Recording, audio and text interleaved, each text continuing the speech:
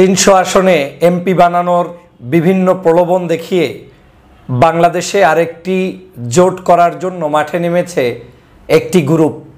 এই গ্রুপের নাম বিক্রি করার ক্ষেত্রে কেউ কেউ এই ভদ্রলোকের নামটি উচ্চারণ করছেন। তিনি হচ্ছেন চৌধুরী হাসান সোহরাওয়ার্দী সাহেব। এই চৌধুরী হাসান সোহরাওয়ার্দীর সাথে বাংলাদেশের পুঁথিযশা বিভিন্ন দরবার শরীফের পীর সাহেবদের নামও তারা বিভিন্ন জায়গায় বিক্রি করে চলেছেন। তারা বলে বেড়াচ্ছেন যে আমাদের সাথে প্রায় 600-র অধিক পীর সাহেব, আমাদের সাথে প্রায় বিভিন্ন মহলের মানুষ তারা সম্পৃক্ত, এবং আমাদের এই আন্দোলনটা হচ্ছে সকল নির্যাতিত মানুষদেরকে সাথে নিয়ে বিভিন্ন দল থেকে যারা পদবঞ্চিত হয়েছে, যেমন জামাতের রোকন ছিল এখন কোনো ভ্যালু নেই, তার কোনো মূল্যায়ন নেই কিংবা বহিষ্কার হয়েছে, কিংবা বিএনপির ভালো কোনো পদে ছিল এখন কোনো কাজে আসছে না। এভাবে করে ডানপন্থী মানুষদের মধ্যে, কওমি ভিত্তিক মানুষদের মধ্যে, আলেমদের মধ্যে বিভাজন সৃষ্টি করে দিয়ে একটি গ্রুপ তৈরি করে বাংলাদেশের জাতীয় ঐক্য বিনষ্টের জন্য একটি গ্রুপ মাঠে নেমেছে। এই গ্রুপে আমি যাদের বিভিন্ন তথ্য ইতিমধ্যেই আমার সামনে উপস্থিত হয়েছে, জানতে পেরেছি, তাদেরকে আমি কখনোই মনে করিনি যে বাংলাদেশের গত 16 বছরে কোনোদিন বাংলাদেশের জাতীয়তাবাদী ইসলামী মূল্যবোধের শক্তির পক্ষে থেকে হাসিনার বিরুদ্ধে কোনো আন্দোলন সংগ্রাম করে কোনো জায়গায় কোনো অবস্থান ক্লিয়ার করেছেন এমন মানুষদেরকে আমি দেখিনি। আমরা দেখিনি তাদেরকে জেল, জুলুম, হত্যা, নির্যাতনের শিকার হয়ে তাদের কোনো আলাদা কোনো আদর্শ জাতির কাছে প্রচারিত হয়েছে। আমরা দেখিনি দলগতভাবে সমাজের জন্য বড় কোনো অবদান হিসেবে তারা ইতিমধ্যে রেখেছে এমন কোনো নিশ্চয়তা আমরা তাদের মাধ্যমে দেখিনি। তো হঠাৎ করে এরা কারা? যারা এই সেনাবাহিনীর সাবেক কর্মকর্তা চৌধুরী হাসান সোহরাওয়ার্দী সাহেবেরও নাম বিক্রি করছে এবং বাংলাদেশের পুঁথিযশা বিভিন্ন দরবার শরীফের পীর সাহেবদের নামও বিক্রি করছে। যদিও আমি সকল পীর মাশায়েখদের সম্পর্কে অবগত, আমার কাছে ধারণায় মনে হয়েছে এটা একটি মিথ্যাচার, সে কারণে আমি তাদের কোনো দরবার শরীফের নাম উল্লেখ করছি না। কিন্তু আমি স্পষ্ট হয়েছি এটা একটি গভীর ষড়যন্ত্র, এটা একটি চক্রান্ত, এটা একটি না বুঝে ধর্মপ্রাণ মানুষদেরকে, বাংলাদেশের মানুষদেরকে বিভাজন করার জন্য একটি পায়তারা শুরু হয়েছে। কেন তারা এই কাজটি করছেন, কি কারণে করছেন, এবং এই ব্যক্তিরা যে বিতর্কিত তার কিছু পরিচয় আপনাদের সামনে তুলে ধরছি। আপনারা জানেন যে বাংলাদেশে আমরা কম বেশি বিএনপি, জামাত, চরমোনাই, এর বাহিরে ছোট বড় রাজনৈতিক দল রয়েছে, এদেরকে নিয়েই আমরা পথ চলতে চাই। এরা আমাদের সাথে আছে। আবার নতুন রাজনৈতিক একটি দল গঠন হয়েছে 24-এর বিপ্লবের চেতনায়, তাদেরকে নিয়ে আমরা যে যেখানে খুশি তাকে ভোট দেব, কিংবা তাদেরকে নিয়েই পথ চলবো যাদের সংগ্রামী জীবন আমার সামনে উপস্থাপিত হয়েছে।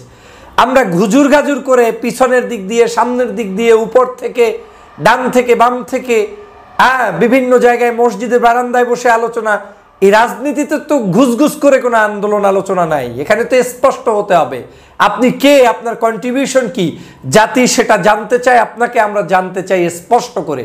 কিন্তু বাংলাদেশে বেশ 1-1.5 মাস আগ থেকেই একটি প্রচলন রয়েছে যে একটি 300 আসনে বিভিন্ন জনকে এমপি বানিয়ে দিবে, সেখানে প্রয়োজনে কওমি ভিত্তিক আলেমদেরকে কিছু সিট দেওয়া হবে, পীর মাশায়েখদের কিছু সিট দেওয়া হবে, সাধারণ বঞ্চিত কিছু মানুষদের সিট দেওয়া হবে, অন্যরা তাদেরকে এমপি বানিয়ে দেবে। কত বড় পাওয়ার! যাদের বাংলাদেশে 2 জন মানুষ নাই, যাদের সাথে ব্যক্তিগতভাবে জনগণের কোনো সম্পর্ক নাই, যাদের জুলাই বিপ্লবের আন্দোলনে কোনো অবদান নাই, যাদের 16 বছরের নির্যাতনের ইতিহাস যাদের গায়ে একটু নাই, সেই ব্যক্তিরা আপনার 300 আসনে এমপি বানিয়ে দিবে। আর আপনি বিশ্বাস করে করে তার খপ্পরে পড়বেন, আপনি শুনবেন। এই শোনার যে সময়টা, এটাও আমি মনে করি একটা ব্যর্থতা এবং আপনার সময় লস করা। কারণ যেটা জানেন যে এটা পাকবে না, এই কাঁঠাল পাকবেই না, এই কাঁঠাল সম্পর্কে শোনারই তো আমার দরকার নাই। আপনাকে কয়েকটা উদাহরণ বললে আপনাদের খুব মনে হবে। ফর এক্সাম্পল, এই যে চৌধুরী হাসান সোহরাওয়ার্দী সাহেব বিখ্যাত একজন ব্যক্তিত্ব, কিন্তু হঠাৎ করে বিএনপির, মনে আছে আপনাদের 28 অক্টোবরের সম্ভবত সেই সময়ে বিএনপির অফিসে আপনার আমাদের সাদেক হোসেন চৌধুরী সাহেবের যে ছেলে রয়েছে, ঢাকার জনতার মেয়র নামে খ্যাত, তার সাথে হঠাৎ একটা ছবি সহ বেশ ভাইরাল বক্তব্য বাংলাদেশের জনগণ বিভিন্ন জায়গায় তাদের মন্তব্য বক্তব্য দেখেছে।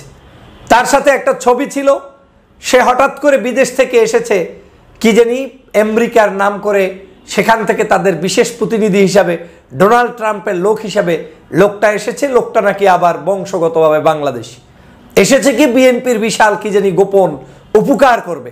মনে আছে তখন শেখ হাসিনা কি ডলারটা দিয়েছিল তাদেরকে, এবং তাদেরকে গ্রেপ্তার করা হয়েছিল।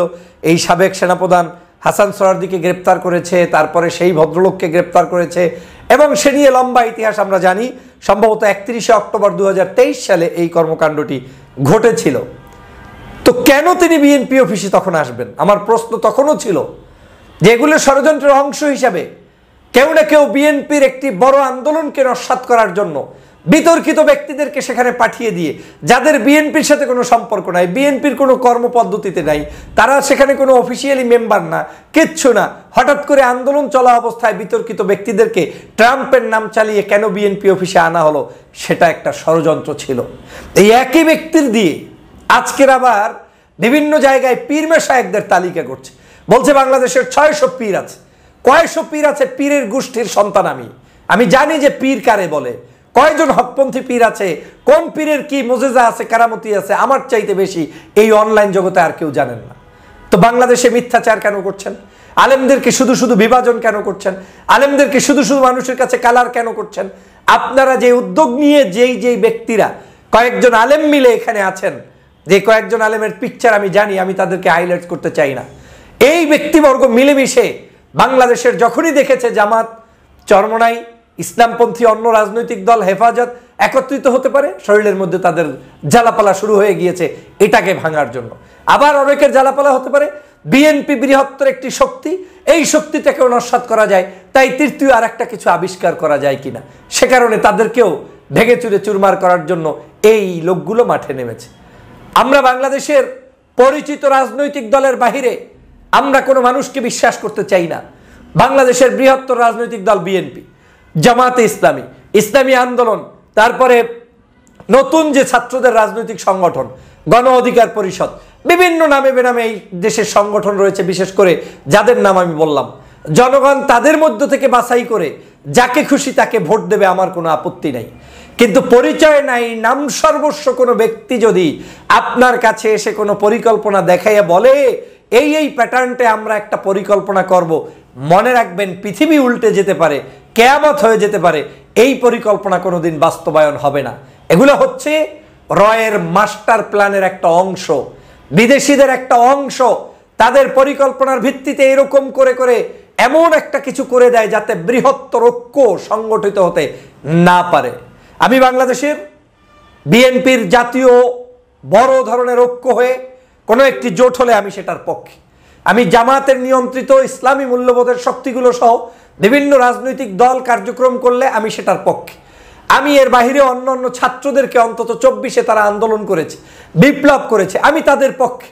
গণ অধিকার পরিষদ 18 সাল থেকে রাজপথে আন্দোলন করেছে, সেখানে মানুষের কোটা সংস্কার আন্দোলন থেকে শুরু করে রাজপথের বিভিন্ন আন্দোলনে তারা ঢাকা বিশ্ববিদ্যালয়ের মারপিট খেয়েছে। বিপি নূরের পক্ষে, আমি পক্ষে।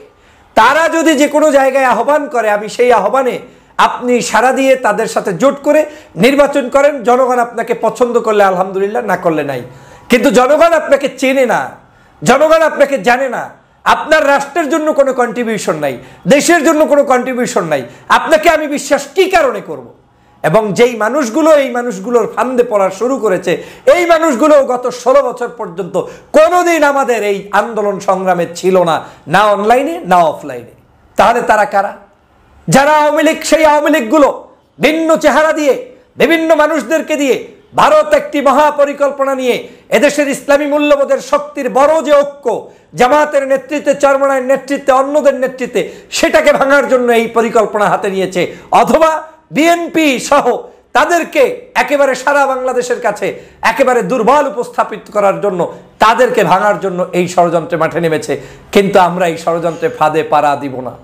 মন চাইলে বিএনপির ভোট দেন, নাইলে জামাত সহ ইসলামী যে জোট আছে তাদেরকে ভোট দেন, না হয় অন্য কাউকে ভোট দেন। কোনো অবস্থাতেই বাংলাদেশে আপনার আমার এর বাহিরে তৃতীয় কোনো শক্তির কাছে মাথা নত করা, কিংবা যারা গোপনে গাপনে গুজুর গুজুর করে এ কোণা থেকে ও কোণা থেকে কথা বলে আপনাকে বিভাজন সৃষ্টি করছে, তাদের ব্যাপারে সচ্চয় এবং আপনাদেরকে দৃষ্টি রাখতে হবে, তাদের ব্যাপারে আপনাদেরকে সজাগ থাকতে হবে, সোচ্চার হতে হবে। আমি এই কথাগুলো এখনো খুব ভদ্রভাবে লাহানের সাথে বলছি।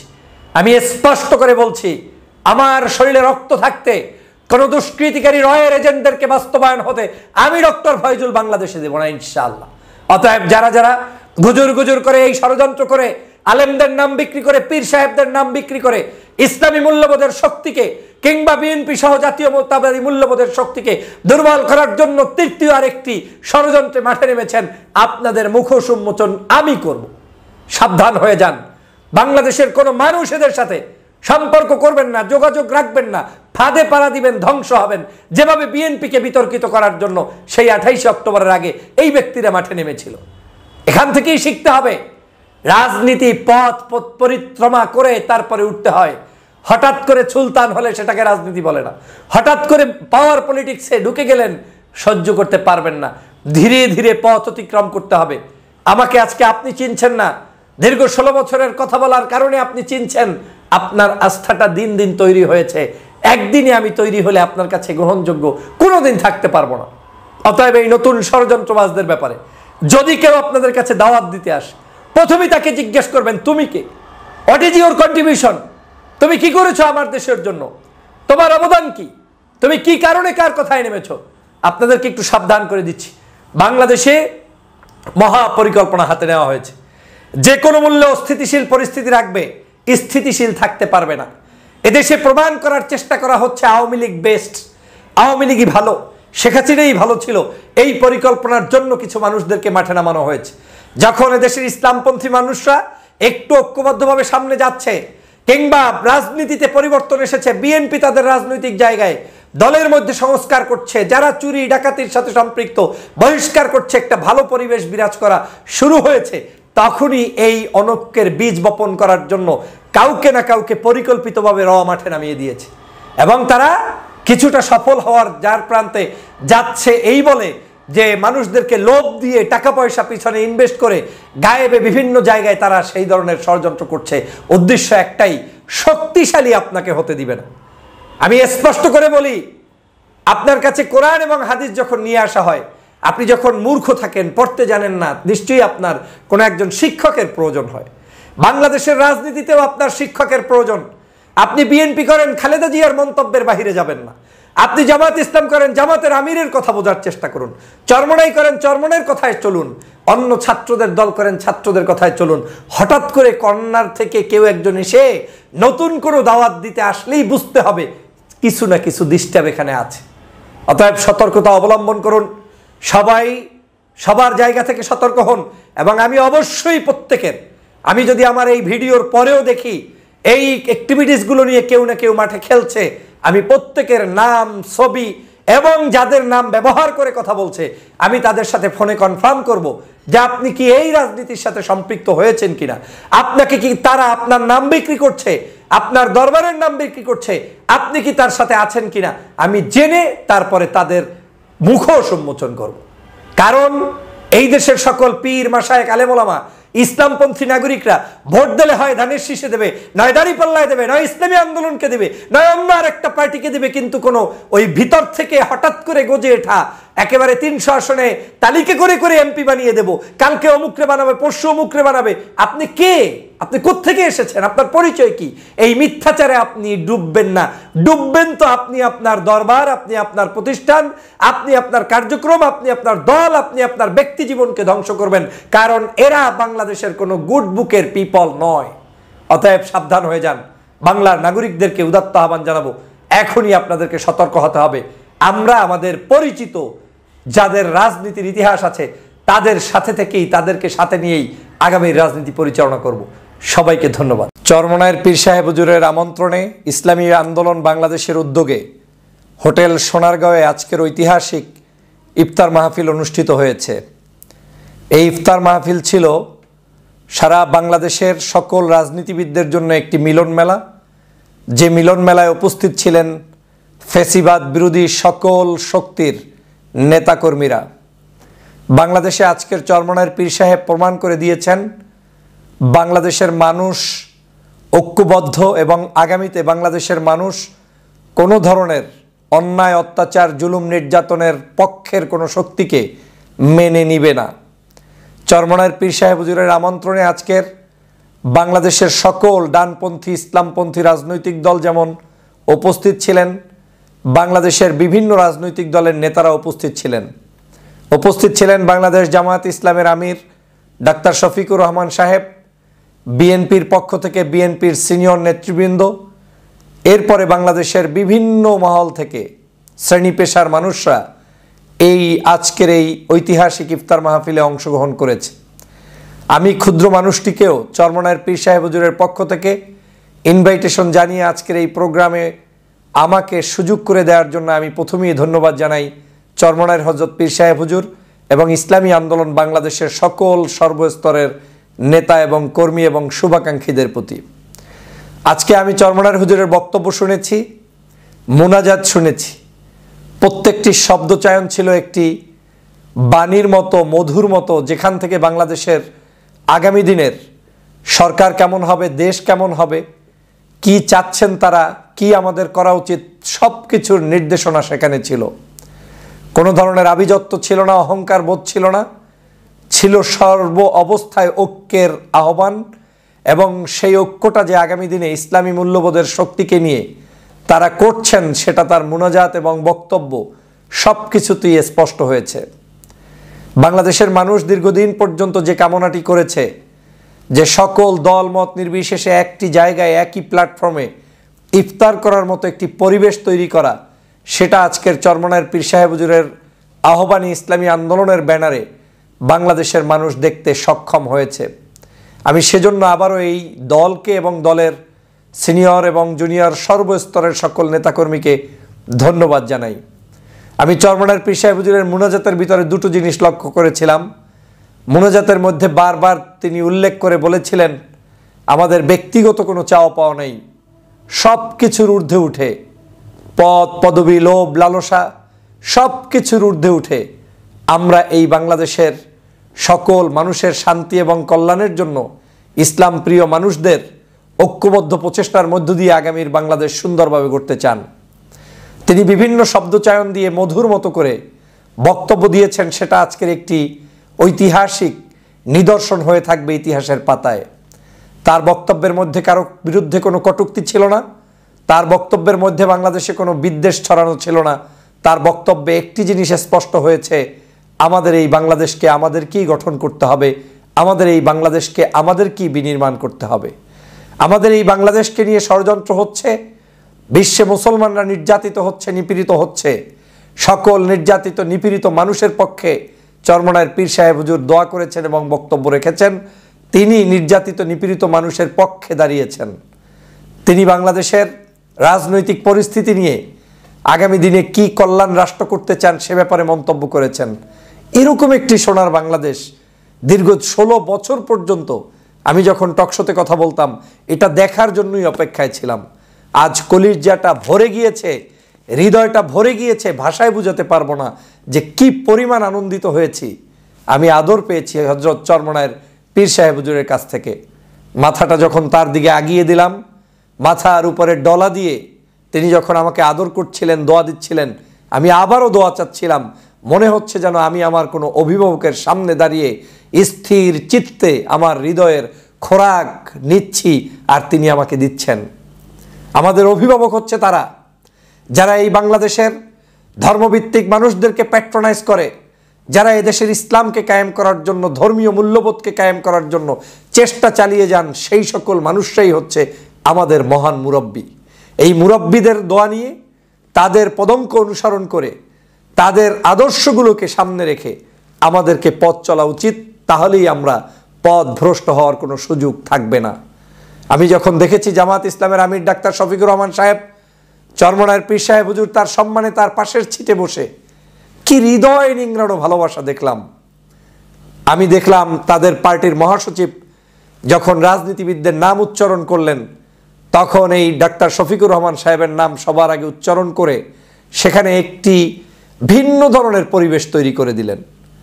তার মানে ইসলামপন্থীরা ইসলামিক দলগুলোর সাথে যে একটি নতুন করে সম্পর্কের বন্ধনে আবদ্ধ হচ্ছে এবং একে অপরকে যে রেসপেক্ট করছে, সম্মান জানাচ্ছে, সেটা আজকের এই কার্যক্রম থেকে আমরা কিন্তু দেখতে পেলাম। এভাবে করে প্রত্যেকটি রাজনৈতিক দলের নেতাকর্মীরা সেখানে উপস্থিত হয়েছে, প্রত্যেককেই সেখানে কিন্তু সাধুবাদ জানানো হয়েছে। আমি কেন সবসময় ইসলামপন্থী মানুষদেরকে ঐক্যবদ্ধ দেখতে চাই? এর অন্যতম কারণ হচ্ছে, ইসলামপন্থী মানুষরা যখন ঐক্যবদ্ধ থাকে না, তখনই বিভিন্ন দেশের বিদেশি সংস্থাগুলো থেকে শুরু করে দেশে বিদেশি এই জায়গায় অবস্থানরত ইসলামকে ধ্বংস করতে যারা চায়, অনইসলামিক কার্যক্রমকে যারা প্যাট্রোনাইজ করতে চায়, যারা এদেশে আলেম ওলামা মোল্লা মৌলবীদের কোনো ভালো কার্যক্রম চোখে দেখতে চায় না, তারা তখন মাথার উপরে কাটাল ভেঙে তারপরে তারা গোল্লা খায় আর আটিগুলো আপনাদের জন্য রেখে দেয়। আজ যখন আলেমরা ঐক্যবদ্ধ হচ্ছে, টনক লড়ে গিয়েছে বাংলাদেশ সহ বিশ্বের বিভিন্ন প্রান্তে যে না, আর কোনো সুযোগ নেই, আলেমরা কিন্তু এক হয়ে যাচ্ছে। এখনো আমাদেরকে ঐক্যবদ্ধ থাকতে হবে, ষড়যন্ত্র এখনো শেষ হয়নি। আলেমরা যে কোনো মুহূর্তে যে কোনো জায়গায় ঐক্যবদ্ধ থাকতেই হবে। যখন আপনি সাহস করে ঐক্যবদ্ধ থাকবেন, সকল ষড়যন্ত্রবাজরা ধূলিসাৎ হয়ে যাবে, বাধ্য হয়ে আপনাদের সাথে কোলাবোরেশন করতে হবে এবং প্রত্যেকে আপনাদের সাথে যোগাযোগ করবে। আর যখনই অনৈক্য হবে, ছোট ছোট উইংয়ে আপনারা এক এক ধরনের কাজ করবেন, দেখবেন আপনাদেরকে ছিন্ন বিচ্ছিন্ন করে তারপরে তারা এই দেশের গুড়ি উড়াবে, তারপরে আপনাদেরকে গুটির চাল হিসেবে ব্যবহার করার চেষ্টা করবে। অতএব আজকের এই চরমনায়ের পীর সাহেব হুজুরের যে ঐতিহাসিক মিলন মেলা থেকে যেটা শিখে এসেছি, দেখে এসেছি, বুঝে এসেছি, সেটা স্পষ্ট ক্লিয়ার বার্তা। আলেমরা আর কারো ওই পান্তাবাদ হওয়ার সুযোগ নেই, আলেমরা আর কারো ঝুরি হওয়ার সুযোগ নেই। আলেমরা এবার চিনতে শিখেছে, বুঝতে শিখেছে, জানতে শিখেছে এবং এই বাংলাদেশকে এগিয়ে নেওয়ার পথেই তারা এগিয়ে যাচ্ছে। অতএব আসুন, ধর্মভিত্তিক রাজনৈতিক এই সংগঠনগুলোর মহান আনন্দ, এই আনন্দগুলোকে লম্বা সময়ের জন্য ঐক্যবদ্ধভাবে রাখার জন্য যে কাজ, সেটা আমরা করব। প্রত্যেকটি দলের নেতাকর্মীর মধ্যে সহনশীল আচরণ, ভ্রাতৃত্বের বন্ধন, মানুষের প্রতি ভালোবাসা, সেটা যাতে আমরা একে অপরের মধ্যে চর্চা করতে পারি, তাহলেই কিন্তু বাংলাদেশের এই সুন্দরতম একটি দিন অপেক্ষা করছে, যেটা আপনারা উপহার দিতে পারবেন।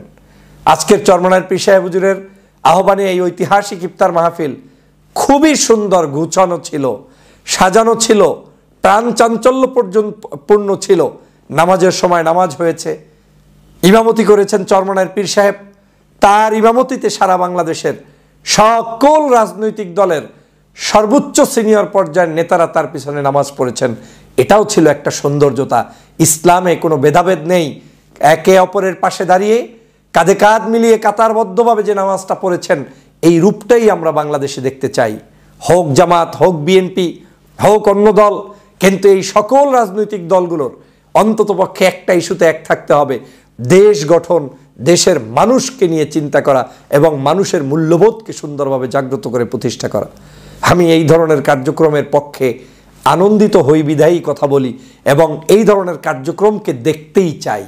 আমি ঐক্যের পক্ষে, আমি সমগ্র মানুষকে ঐক্যবদ্ধ করার জন্য উদাত্ত আহ্বান জানাবো, দেশের স্বার্থে, সার্বভৌমত্বের স্বার্থে, ধর্মীয় মূল্যবোধের স্বার্থে।